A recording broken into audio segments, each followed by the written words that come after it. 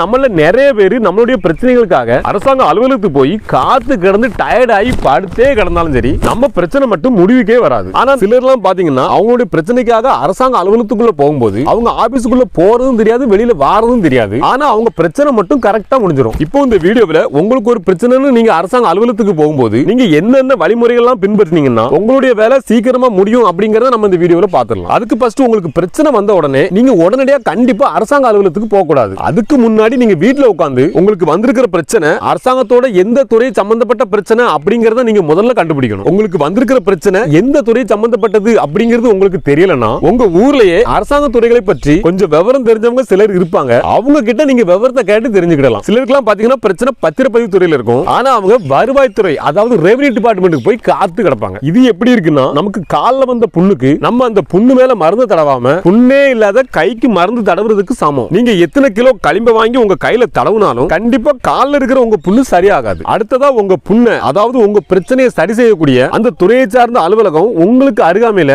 எங்க இருக்குது அப்படிங்கறத கண்டுபிடிங்க. அதுக்கப்புறமா அந்த அலுவலகத்துல யார் அடிநிலை ஊழியர், அந்த ஊழியருக்கு அடுத்தபடியான நிலையில் இருக்கிற ஊழியர் யாரு, அதுக்கப்புறமா அவருக்கு மேல யாரு இருக்கா, அதுக்கப்புறமா அந்த துறையோட ஹெட் யாரு அப்படிங்கிற எல்லா தகவல்களையும் சேகரிச்சுக்கோங்க. அதுக்கப்புறமா உங்களுடைய பிரச்சனைக்கு ஆன்லைன்ல மனு கொடுக்கிறதுக்கு வழி இருக்குதா அப்படிங்கறத முதல்ல பாருங்க. ஒருவேளை ஆன்லைன்ல மனு கொடுக்கிறதுக்கு வழி இருந்துச்சுன்னா அது ரொம்பவே நல்லது. கண்டிப்பா ஆன்லைன்ல மனு கொடுத்துட்டு நேரடியா சம்பந்தப்பட்ட அலுவலரையும் ஒரு தடவை நேர்ல பார்த்து இந்த மாதிரி இந்த பிரச்சனைக்காக மனு கொடுத்திருக்கேன், உங்களுக்கு இந்த பிரச்சனை சம்பந்தமா மேற்கொண்டு ஏதாவது ஆவணங்கள் தேவைப்படுச்சுன்னா இதுதான் என்னுடைய நம்பர், நீங்க எப்ப வேணாலும் என்னை கான்டாக்ட் பண்ணிக்கலாம் அப்படின்னு சொல்லிட்டு வந்துருங்க. அதே மாதிரி நீங்க ஆன்லைன்ல கொடுத்த மனுக்கான அக்னாலஜ்மெண்ட்டை பத்திரமா வச்சுக்கோங்க. ஒருவேளை உங்களுக்கு பிரச்சனை வந்த துறையில ஆன்லைன்ல மனு கொடுக்கிற ஆப்ஷன் இல்லன்னா உங்க பிரச்சனையை சார்ந்த எல்லா ஆவணத்தையும் சேகரிச்சுக்கிட்டு உங்க பிரச்சனையை ஒரு மனுவா எழுதிருங்க. நீங்க எழுதக்கூடிய அந்த மனு எப்படி இருக்கணும்னா இப்படி ஒரு ஊர் இருக்கு, இப்படி ஒரு பிரச்சனை இருக்கு அப்படிங்கறத கூட தெரியாத ஒரு ஆள் அந்த மனுவை வாசிச்சாலும் அவருக்கு அந்த மனு தெளிவா புரியணும். ஏன்னா நீங்களே நினைச்சு பாருங்க, எங்கேயோ இருக்கிற ஒரு ஆபீசர் உங்க ஊருக்கு வேலைக்குன்னு வந்திருக்காரு. அவருக்கு உங்க ஊரை பத்தியும் தெரியாது, உங்க பிரச்சனை பத்தியும் தெரியாது. அவர்கிட்ட தலையும் இல்லாம வாலும் இல்லாம மொட்டையா போய் ஒரு விஷயத்தை சொன்னீங்கன்னா அவர் எப்படி நடவடிக்கை எடுக்க முடியும்? அந்த இடத்துல ஆபீசரா நீங்களே இருந்தாலுமே கண்டிப்பா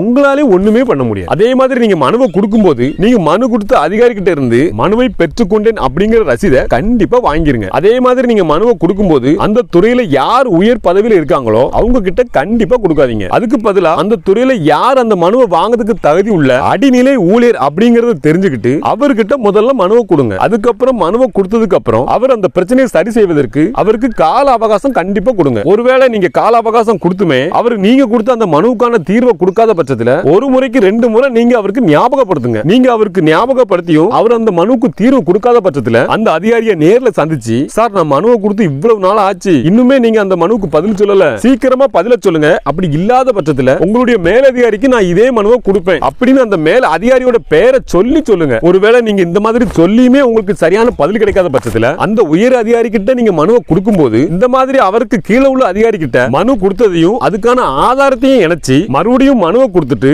மனுவை பெற்றுக் கொண்டதுக்கான ரசீதையும் மறக்காம வாங்கிருங்க. மேக்ஸிமம் இந்த லெவல்ல பாத்தீங்கன்னா உங்களுக்கான பதில் கண்டிப்பா கிடைச்சிடும். ஒருவேளை உங்களுக்கு கிடைச்ச பதில்ல உங்களுக்கு திருப்தி இல்லாத பட்சத்துல நீங்க இவருக்குமே மேல இருக்கிற அலுவலர்கிட்ட நீங்க மனுவை கொடுக்கலாம். மறுபடியும் மனுவை கொடுக்கும்போது என்ன பண்ணணும் அப்படிங்கிறது உங்களுக்கே நல்லா தெரியும். அதனால அரசாங்க அலுவலகத்துக்கு போகும்போது உங்களுடைய வேலைகள் சீரும் சிறப்புமா விரைவா நடக்கணும்னா நாம முன்னாடியே சொன்ன மாதிரி உங்களுடைய பிரச்சனை எந்த துறையை சார்ந்த பிரச்சனை அப்படிங்கறத முதல்ல கண்டுபிடிங்க. அதுக்கப்புறமா அந்த துறை சார்ந்த அலுவலகம் உங்களுக்கு அருகாமையில எங்க இருக்குது அப்படிங்கறத கண்டுபிடிங்க. அதுக்கப்புறமா அந்த துறையோட ஹைரார்கி அதாவது படிநிலைன்னு சொல்லுவாங்க, அதாவது எந்த அதிகாரிக்கு மேல மேல அதிகாரியா யார் இருக்கா, அவங்களுடைய பேர் என்ன அப்படிங்கறதையும் தெரிஞ்சுக்கங்க. அதுக்கப்புறமா உங்க பிரச்சனைக்கான மனுவை நல்ல புரியுற மாதிரி உரிய ஆவணங்களை ஆதாரமா இணைச்சு மனுவை கொடுங்க. இப்போ இருக்கிற சூழ்நிலையில அரசாங்க அலுவலகத்துக்கு நீங்க போறதுக்கு முன்னாடி இவ்வளவு விஷயங்களை பண்ணிட்டு போனா மட்டும்தான் உங்க மனுவுக்கான பதில் விரைவா கிடைக்கும். ஒருவேளை சிலர்லாம் சொல்லலாம், எனக்கு வித்தியாசமான பிரச்சனை இருக்குப்பா, என்னுடைய மனுவை எங்க கொண்டு கொடுத்தாலும் சரி எனக்கு சரியான பதிலே கிடைக்காதுப்பா. அப்படிப்பட்ட பிரச்சனைகளுக்கு எல்லாம் பாத்தீங்கன்னா நம்ம கிட்ட இருக்கவே இருக்குது RTI அப்படிங்கிற பெரிய ஆயுதம். அந்த தகவல் பெறும் உரிமை சட்டத்தை பயன்படுத்தினா நமக்கு கண்டிப்பா அவங்க பதில சொல்லித்தான் ஆகணும். அதே மாதிரி அரசு அலுவலகங்கள்ல நம்மளுடைய வேலைகள் விரைவா நடக்கிறதுக்கு வேற என்னென்ன வழிமுறைகள்லாம் நம்ம கையாளலாம் அப்படிங்கிறது உங்களுக்கு தெரிஞ்சதுன்னா கண்டிப்பா கமெண்ட்ல சொல்லுங்க. அது நிறைய பேருக்கு பயனுள்ளதாவே இருக்கும். ஏன்னா நிறைய பேர் அவ்வளவு பிரச்சனைகள் இருக்காங்க.